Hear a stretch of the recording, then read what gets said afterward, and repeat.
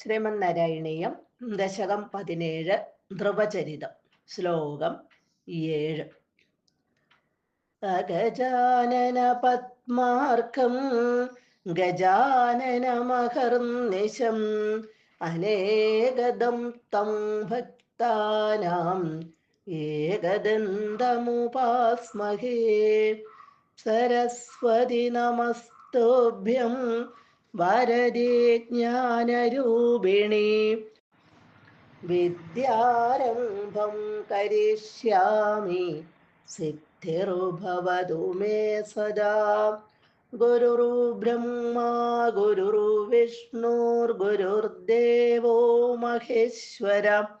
ഗുരുഃ സാക്ഷാത് പരം ബ്രഹ്മ തസ്മൈ ശ്രീ ഗുരവേ നമഃ. ഓം നമോ ഭഗവതേ വസുദേവായ. ത്വദ്ദർശന പ്രമദ ഭാരതരംഗിതം തം ദൃഗ്ഭ്യാം നിമഗ്നമിവ രൂപരസായനേ തേ തുഷ്ടൂഷമാണമവഗമ്യ കപോലദേശേ സംസ്പൃഷ്ടവാനസി ധരേണ ദത്തധാധരേണ.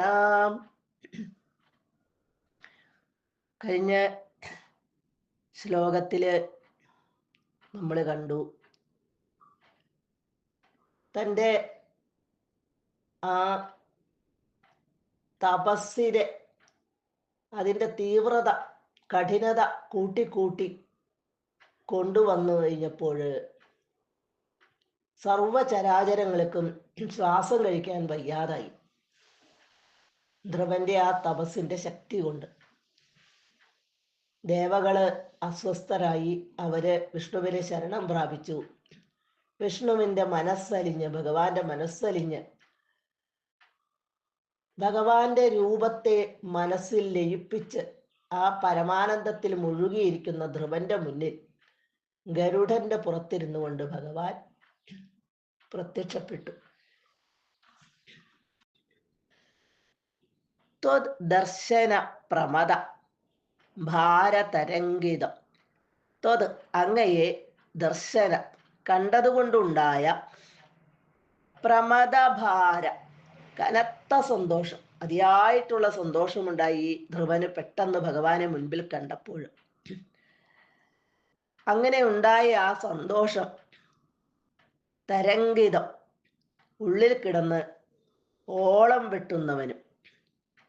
തരംഗം എന്ന് പറഞ്ഞാൽ ഇവിടെ ഓളം, ശരി, ഇവിടെ തിരമാല എന്നൊക്കെ ഉള്ള അർത്ഥം എടുക്കാം. പരമാനന്ദമാകുന്ന സമുദ്രത്തിലെ തിരമാല. അപ്പൊ ആ സന്തോഷം ഉള്ളിൽ കിടന്ന് ഓളം വെട്ടുന്നവനും തേ അങ്ങയുടെ രൂപരസായനെ രൂപമാകുന്ന ആ രസായനത്തിൽ അമൃതത്തില് ദൃഗ്ഭ്യാം രണ്ട് കണ്ണുകളാലും നിമഗ്നം ഇവ ഭഗവാനെ കണ്ടു കഴിഞ്ഞപ്പോൾ പരമാനന്ദം അവന്റെ ഉള്ളിൽ കിടന്ന് തിരമാലകൾ അടിക്കുന്നത് പോലെ ഓളം വെട്ടി.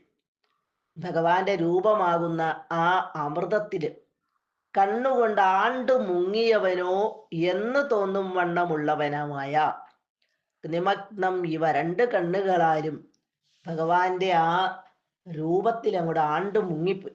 അങ്ങനെ ആണ്ടു മുങ്ങിയവനോ എന്ന് തോന്നും വണ്ണമുള്ളവനുമായ തം അവനെ തുഷ്ടൂഷമാണം ആ ധ്രുവകുമാരനെ തുഷ്ടൂഷമാണം സ്തുതിക്കുവാൻ ആഗ്രഹിക്കുന്നവനായി അപഗമ്യ മനസ്സിലാക്കിയിട്ട്. ഭഗവാൻ അവനെ കണ്ടപ്പോൾ മനസ്സിലായി ഭഗവാന്റെ രൂപത്തിൽ അവൻ മുഴുകി ഒരു സന്തോഷമാകുന്ന സമുദ്രത്തിലേക്ക് ആണ്ടു മുങ്ങിപ്പോയവനെ പോലെ നിൽക്കുകയാണ്. അവന് തന്നെ സ്തുതിക്കാൻ ആഗ്രഹമുണ്ട് ഉള്ളില്. അത് ഭഗവാന് മനസ്സിലായി. സമുദ്രത്തിലെ തിരമാലകളിൽപ്പെട്ട് ആണ്ടു മുങ്ങിപ്പോയാ പിന്നെ മിണ്ടാൻ വയ്യാണ്ട് ആവൂലോ. ഇവിടെ പരമാനന്ദമാകുന്ന സമുദ്രത്തിലാണ് ധ്രുവൻ മുങ്ങിയിരിക്കുന്നത്. അതുകൊണ്ട് തന്നെ അവന് തന്നെ സ്തുതിക്കണമെന്ന ആഗ്രഹമുണ്ടെങ്കിലും അവന് വാക്കുകൾ കിട്ടുന്നില്ല എന്ന് ഭഗവാൻ മനസ്സിലാക്കി.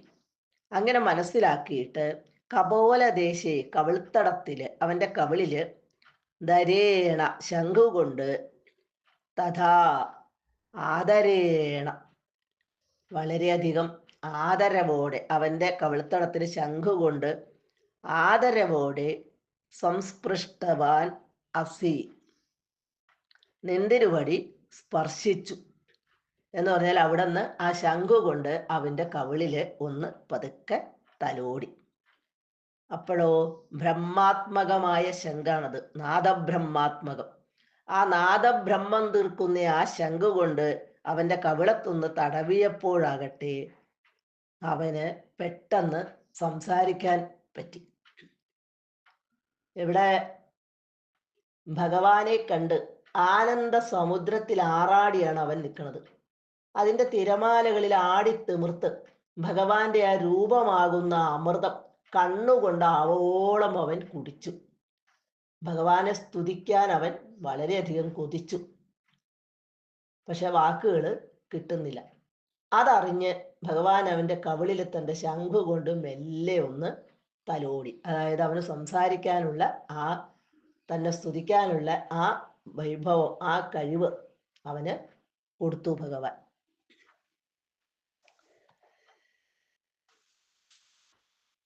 കൊച്ചു കുട്ടിയാണ്, 5 വയസ്സായ ഒരു കൊച്ചു കുട്ടിയാണ്. അപ്പോ അവൻ്റെ ആ ഓമനത്വം ഭഗവാൻ വാത്സല്യത്തോടു കൂടിയാണ് അവൻ്റെ കവിളിലേക്ക് ആ തൻ്റെ ശംഖു കൊണ്ടൊന്ന് പയ്യെ തലോടിയത്. സർവത്ര ഗോവിന്ദ നാമ സങ്കീർത്തനം ഗോവിന്ദ ഗോവിന്ദ.